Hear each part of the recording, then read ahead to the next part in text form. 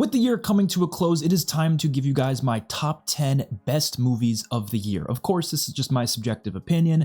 I haven't seen every movie that released. There's actually quite a few movies that I wanted to see and I didn't get a chance to, so I don't know if those would have made my top 10 or not, but I guess whenever I eventually watch them in the future, I will update my Letterboxd ranking, and then you guys can actually, if you want to check out my Letterboxd, you could see it being updated, after I watch it eventually.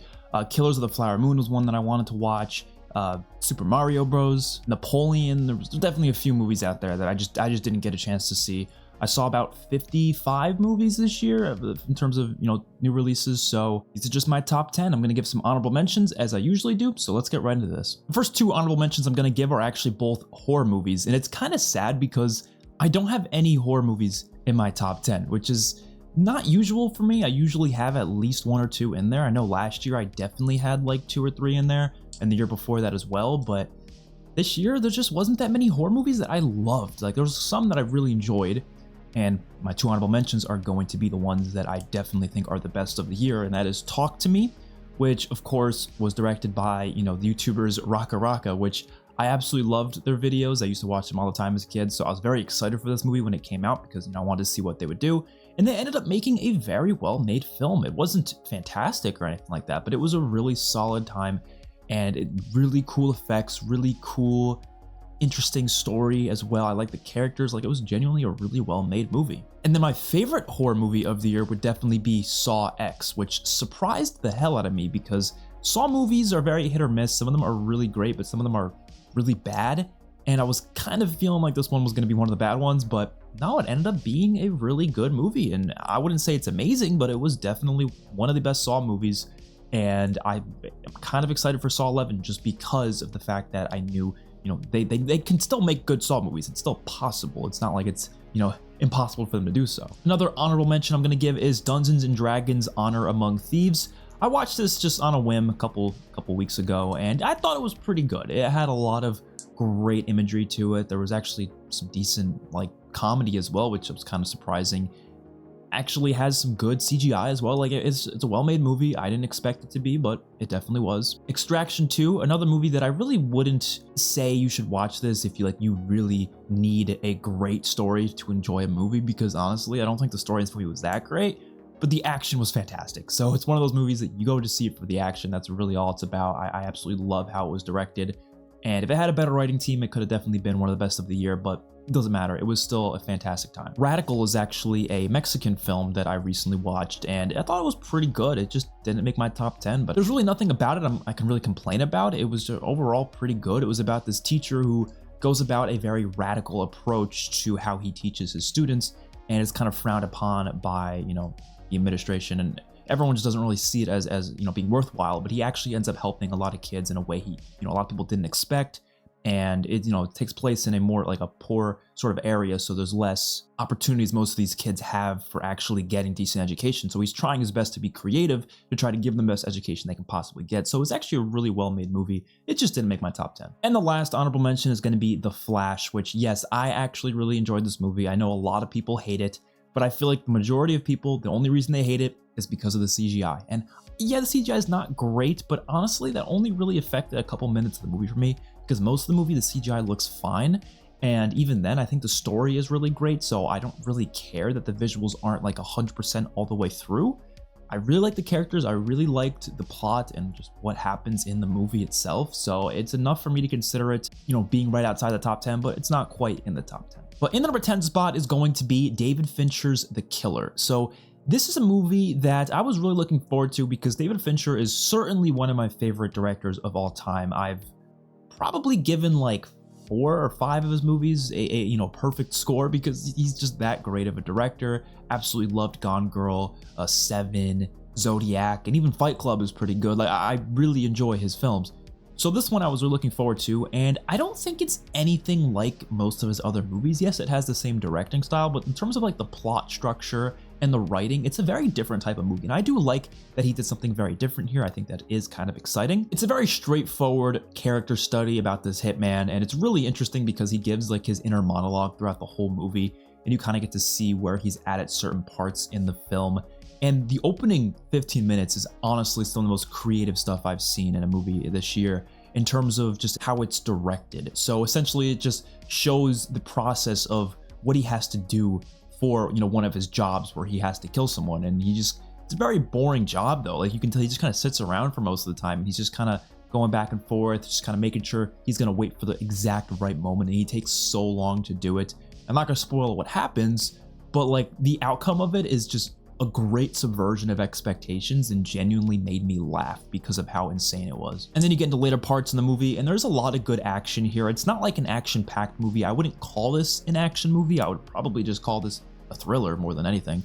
But it's got one of my favorite fight scenes I've seen in a movie in a while. So yeah, definitely, you know, give him credit there. And Michael Fassbender was just really great as the main character here. He did a fantastic job. I wouldn't say it's like an Oscar-worthy performance or anything, but it was pretty damn good. He was a pretty convincing hitman. So yeah, definitely one of my favorite movies of the year. Coming at the number 9 spot is going to be The Iron Claw. And I just actually saw this like 2 days ago, and it was really emotionally devastating. Like it's a sad movie. So it's based on a true story. And I don't want to like, you know, go into details about what happens just in case you haven't seen it, but it's one of those movies that by the end of it, you're just like, you feel terrible. And obviously not everyone likes those type of movies, but there is silver linings to it. There is some ways that the characters overcome the situations that are happening. But I think one of the most interesting things about it is how it shows like the harmful effects of just overworking yourself towards one very physically demanding goal. In this case, for this movie, it's about wrestling. And it shows how this family basically is destroyed due to how overworked they were to try and be the best they can possibly be in the entire, or not even the best they can possibly be, but the best they can be in the world. Like they want to be the number one, and a lot of it's pushed on by their father. But it is such an interesting film. It's very well made. It's an A24 movie, and Zac Efron gives probably one of the best performances of the year. So definitely check this one out if you haven't already. It should still be in theaters currently. It's definitely worth it. I think it's a hard watch. It is, but it's worth it. It's worth it. In number 8 spot, I've got Spider-Man Across the Spider-Verse. And to be honest, I've always said I think the Spider-Verse movies are just a tiny bit overrated, but they're still great. Like, don't get me wrong, they're still amazing movies. I would still put them pretty high in my rankings and obviously my top 10 here for the year. So regardless of me thinking it's slightly overrated, because I had some issues with it, it's still fantastic. It is a love letter to Spider-Man fans, specifically the non-live action Spider-Man fans, because there's a lot of cool stuff they do with some other versions of, you know, Spider-Man's here. But even just on its own, it is just a well-made film. My only issue is the third act didn't really feel like a third act. It kind of felt like it ended in the second act, which I know it's a part 1, but trust me, plenty part 1 movies out there are able to still have a 3-act structure and work. This one felt like ended right at the second act. So that was my biggest issue. But for what we had there, I really loved it. I loved seeing, especially Spider-Man 2099. He was fantastic in this. I also thought it was really cool to have a unique animation style depending on what universe they're in, and also for the different Spider people. So of course you had like Spider-Punk, which had completely different animation style compared to all the other characters. And stuff like that is hard to pull off, but they did it, and it's really cool. It is very much a typical multiverse story, but I think it works a lot here. It's basically like, would you save someone you love, even if it possibly means destroying the universe? And basically like, okay, if you know the future, would you change it? Like, it's a pretty big like multiverse time travel type plot, but it's effective. It also spends a lot more time on actual character growth and dialogue, probably even more than the first one did, which I really enjoyed, especially with Miles and his parents. You also had great scenes between Gwen and her father as well. So I got a kick out of that. Like, yes, of course, it's a very visually pleasing movie, a lot of great action scenes, but at the end of the day, the dialogue is also incredibly important. I think this movie understands that, makes sure that these characters have a significant amount of time for you to care about them, which ultimately makes the action a lot more impactful. In number 7 spot, I've got The Creator. So this is, of course, Gareth Edwards' new movie, and I really love some of his other movies. I loved Godzilla 2014, I loved Rogue One, so I was really excited for this, and the trailers looked amazing, and seeing it was definitely worth seeing it because it was a great movie. It was great all around. My only issue really was I feel like they should have spent a little bit more time on some of the emotional moments, especially between the main character as well as the little girl. I think those moments needed to have just a little bit more to it. It could have been maybe a longer movie, But in terms of like visuals, it was perfect. It's probably got some of the best CGI I've seen in this entire year, probably some of the best cinematography you're gonna see of any movie this year. So all of that, definitely worth seeing it alone for that. It's basically all about AI and the possible conflicts that would arise with having that be such a prevalent thing in society, especially with them basically being just like humans in another way, but a lot of people don't see them as humans. And obviously that creates a lot of conflicts, and I loved the conflicts here. They all felt kind of realistic, which is really interesting because although there's all this like futuristic stuff in this movie, all of it feels kind of grounded and tangible, which is very, very important for futuristic movies, in my opinion, is to make the futuristic stuff feel tangible. Like, yes, of course, it's unrealistic because we don't currently have this type of stuff in our society, but you can tell this is something that's definitely going to be possible maybe in 100 years time or something like that. Like, you can tell it's possible, and this movie does that just by making everything look so great and just like physical. And a lot of the practical work they do in here as well, I think there's some practical work they do that makes it, of course, feel that way more than anything. But even just the CGI, just with how good it looks, you automatically feel like this is real. Honestly, it's like a mix between Terminator, Blade Runner, Logan, surprisingly, the comic book movie, and even Avatar. Like, there's a lot of movies that it takes inspiration from, so I wouldn't necessarily call it the most original movie ever, but that doesn't really matter. If it's still a good movie in and of itself, then that's all that matters at the end of the day, in my opinion. In number 6 spot, I'm gonna go with John Wick Chapter 4. Now, this is not my favorite John Wick movie, but it's pretty close to it because it was incredible. And I actually feel like my experience with this movie was kind of tainted just a tiny bit because I actually felt horrible during this movie. Like, I had a really bad stomachache, and I hate when that happens because like you only have one chance to see a movie sometimes. Obviously I could have seen it again, but like it's your first time seeing it, so your first time seeing a movie is always going to be that one time. You can't see it for the first time again, you know what I mean? So it's always terrible when you feel sick and you're watching a movie for the first time, and you want to make a video on it, and you want to see it as soon as possible. So you don't want to like not see it just because you have a little stomach ache. But it got really bad during the movie, and it was just like I was sitting there like, oh, the whole time. But that doesn't change the fact that the movie is still really great. So first of all, the action is amongst the best in the franchise. Even though it's not my favorite John Wick, it definitely has the best action. There's like sequences that last for like 30 minutes, especially the first act. Especially there's an action scene that's like not with the one character the whole time. It switches between different characters, but it's just non-stop action. And obviously that's not for everyone. A lot of people want, some quieter moments here and there, but I mean,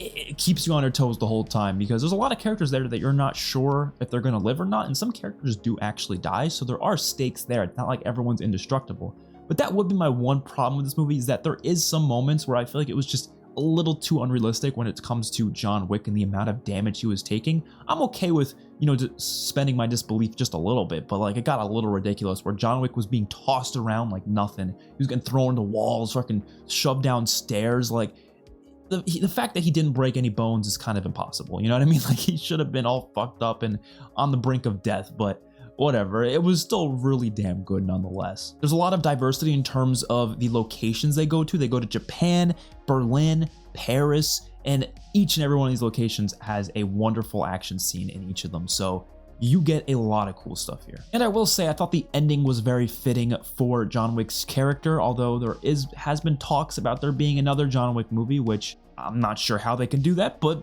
maybe they will. I know, of course, we're getting Ballerina next year, but they've actually been talking about like a John Wick 5 as well, which I don't know how that's gonna work, but I guess we'll wait and see. In number 5 spot, I've got Godzilla -1. So I'm really getting into Godzilla movies recently. I've actually started to watch some of the older ones, and I'm probably going to try to watch all of them before Godzilla X Kong comes out in April, because I would love to do like a Godzilla ranking. That would be kind of insane, because I know there's like almost 60 of them or so. There's a lot of them out there, but it would be fun to watch all of them. But Godzilla -1 was incredible. It's got by far the best story and characters of any Godzilla movie I've personally ever seen. At this point, like I said, I've only seen like 8 of them, but still easily the best in terms of that. It has decent, scenes with, Godzilla itself, but that's not even the focus. The focus isn't really on Godzilla and the destruction like that. That's kind of how the American ones were, and even some of the other Japanese ones I've seen have been very much focused on that. But this one felt like, to me, it was the characters and story first. And a lot of people don't think that's a good thing, but I personally do, because at the end of the day, it's a lot easier to get invested in, actual human characters as opposed to a giant monster, you know what I mean? But I love how this covers a story shortly after World War II, And the reason why it's called -1 is essentially because like Japan was already, distraught after what happened, with the atomic bomb. And then they just got hit directly again with Godzilla, which is kind of the whole point of this. And it makes it a lot more fucked up because they already had 2 bombs dropping on them, and then Godzilla comes in, which is why it's called -1, because they were already at 0 and now they're -1. That's like, it brought them back even further than it possibly could have been. But the main story with the main character is, of course, he's a Japanese kamikaze pilot, and essentially the movie has a really interesting message about like, valuing human life, because obviously the kamikaze stuff is not really valuing human life like whatsoever, because it's just, people literally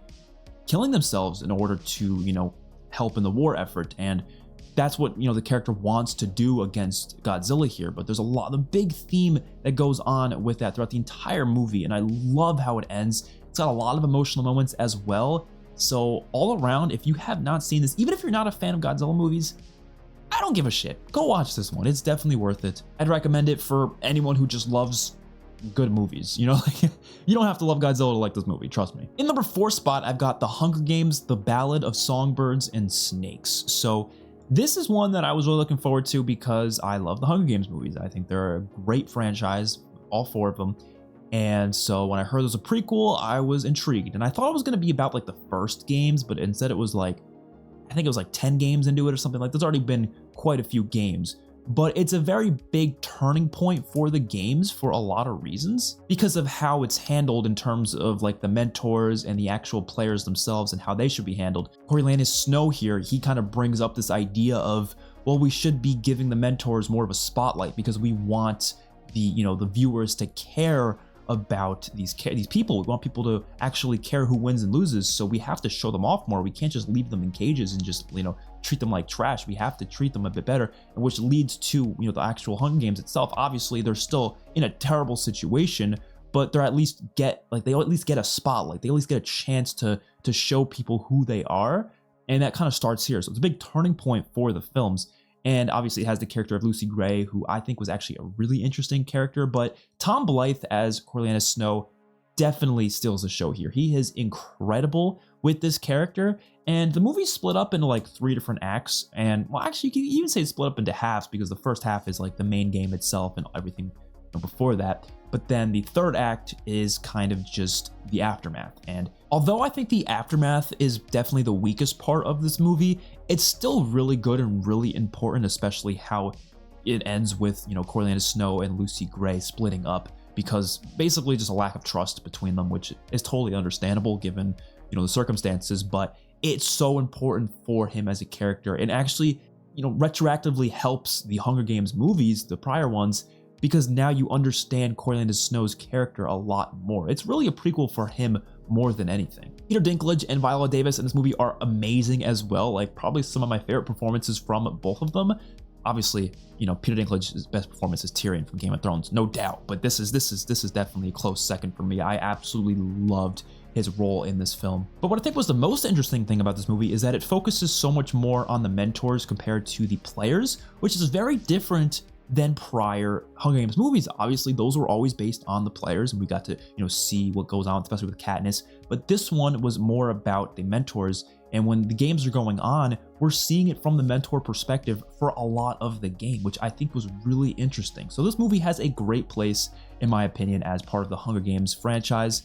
And I would love to see more Hunger Games movies, even though I don't think there's any more books that they could possibly make a movie off of, but maybe they could in the future if they make another book, or if they just make a movie that's not based on a book. I have no idea.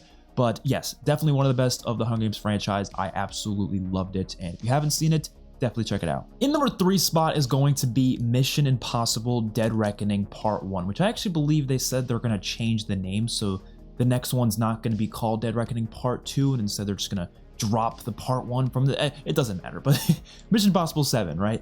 I loved this. This was fantastic. It's actually my second favorite Mission Impossible film. It's not better than Fallout. Fallout is a masterpiece, but this is still really fantastic. The stunts are pretty incredible as expected for a Mission Impossible movie, but these ones are like wow. And they feel really real because obviously they are real for the most part. So it just makes it all the much better. And I saw this in IMAX actually, and it was an incredible experience. It's got high stakes with great action, and honestly, it has a similar like feel to the original for some reason, which was kind of interesting because I feel like a lot of the other Mission Impossible movies kind of started going further and further into different directions. But this one kind of felt like closer to the first one in some sense. So a big part of that was probably bringing back some of the characters from the first one as well. But obviously a lot of the newer characters are great as well. Some of the returning ones from Fallout, but you have Gabriel here as the main villain, and I think he's actually pretty great. Paris was a great new character. She actually had some of the best fight scenes in the whole movie. Obviously, Isla Faust is back, and she was fantastic as well. I think the train sequence is definitely one of my favorite parts of the movie. I mean, the third act in general is just jaw-dropping, but there's also some opening scenes that are fantastic as well. I think the whole airport sequence is really entertaining. I mean, Tom Cruise is just so good in this role of Ethan Hunt. Like, he's just such an entertaining actor, I guess. Like, he's not like the best actor ever in terms of just, you know, line delivery and everything like that, but in terms of just like, you know, what he's doing in these action scenes, the fact that he does pretty much all his stunts, like all of that is what makes him so entertaining to watch. I really don't have anything negative to say about this movie other than, like I said, it's just not as good as Fallout, but that doesn't really mean it's a negative really. It's just, you know, something I thought of when I watched it, but it's fantastic. Definitely worth watching all the Mission Impossible movies just so you can get to Fallout and Dead Reckoning. I mean, there's some other good ones in there too, but trust me, these are the best two of all of them, trust me. In number 2 spot, I've got Guardians of the Galaxy Volume 3. Now, this was my most anticipated movie of this year, and so I'm very thankful it was able to live up to those expectations and end up being one of my favorite movies that released. So I love the Guardians of the Galaxy. I think they're great characters. I think the first 2 movies are great as well. I actually surprisingly think the third one's slightly better than both the first and the second, but they're still really incredible films nonetheless. They have great character depth, great emotion, great comedy, great music, great action. Like, pretty much everything about these movies are fantastic. My only criticism with Guardians of the Galaxy Volume 3 was honestly the soundtrack, just because I felt like it wasn't nearly as good as the first 2, but it was still fine in of itself. I just felt like they got a new composer, so some of the original scores weren't as good. Even the licensed music that they use, there just wasn't as many amazing pieces of music as the first 2. But nonetheless, that doesn't really matter because it has some of the best story from any MCU film. It's honestly very brutal and dark to the point where like I could see a cut of this movie that was R-rated, because there's some moments, some scenes where it's some really brutal stuff. The backstory for Rocket Raccoon is incredibly emotional and adds so much to the character. Like, there's some moments with this guy that, oh man, like it made me cry. Like, this is definitely one of the most I've cried in this year in terms of movies. It was just so emotional seeing what he went through and then seeing him overcome that in the end. It was so good. The stakes are really high. Like, you genuinely feel someone's gonna die like every 5 minutes of the movie. Like, every minute I'm like, oh my god, one of these characters are gonna die, and it's just such well done tension. And especially the action is actually really damn good. There's one like that, you know the hallway fight scene I'm talking about where they're going through and it's all one shot. Like, that shit was great. The High Evolutionary was a fantastic villain, genuinely one of the best villains in the MCU. Peter and Gamora's story here was great. I'm very glad they didn't turn it into what a lot of people were expecting it to be. It ended up being something that was very heartfelt and still felt realistic to the situation, and it didn't undermine any of the characters or any of the stuff they've been through, which is something that's not easy to do. The pacing was great. The movie never has a dull moment. So yeah, all around, this is a fantastic movie. Definitely deserves being the second best of the year. And I can't wait to see what James Gunn does with the DCU, because clearly he's a great director and a great storyteller. In the number 1 spot, of course, is going to be Christopher Nolan's Oppenheimer. This one, fully expected this was going to be number 1 of the year. Ever since I saw it, I didn't think anything was going to beat it. Christopher Nolan is my favorite director of all time. I just really love how he makes movies. I really love the stories he's usually able to tell through them. I love the way he directs it, the way the story's structured. And this one's no different. Obviously, this is somewhat different than most of his movies because of it being a biopic. But the way he delivers this story about Robert Oppenheimer is incredible. It focuses on a big portion of his life, from when he was in school all the way up until the aftermath of the atomic bomb. And I love how it's split up between that, where it starts off with his early life, gets to the stuff where he's actually creating the bomb itself and, working with other scientists to make it, talking about the ethics behind it, what they should do, what they shouldn't do. And it leads to then the aftermath, where he feels a tremendous amount of guilt for it. even to the point where like he has these like really terrifying, horrific visions of like what might have happened to the people in Japan. So loved the way this was directed. I literally was on the edge of my seat every second. And it's a biopic, man. It's a 3-hour biopic. Most of it's in black and white, a lot of dialogue and talking. But it was that interesting and entertaining. And the soundtrack is literally like, it's mind-bendingly good. The cast with Cillian Murphy, Emily Blunt, Florence Pugh, Robert Downey Jr., Matt Damon was incredible. All of them were on their A game. I think honestly, one of my favorite performances of all time with Cillian Murphy in the main role here. I honestly don't have a single thing to critique about this movie. I think when I first saw it, I critiqued the like mixing of the audio. I thought it was a bit off. Sometimes there would be scenes where I feel like the music was louder than the dialogue. But I rewatched some scenes recently and it doesn't sound nearly as bad on my TV. I think it was just the theater I was in, just the sound mixing was a bit off, but it's really not a problem anymore. It's not a big deal. So personally, don't have a single criticism for this movie. It's a perfect film. It's within probably my top 40 or 30 movies of all time. So yeah, definitely recommend Oppenheimer. Easily the best of the year. So that's gonna do it for my top 10 movies of 2023. Let me know your guys' lists in the comment section down below. I will be doing my top 10 most anticipated movies of 2024 next. So definitely check that out. Subscribe to the channel. I will see you guys in the next one. Peace.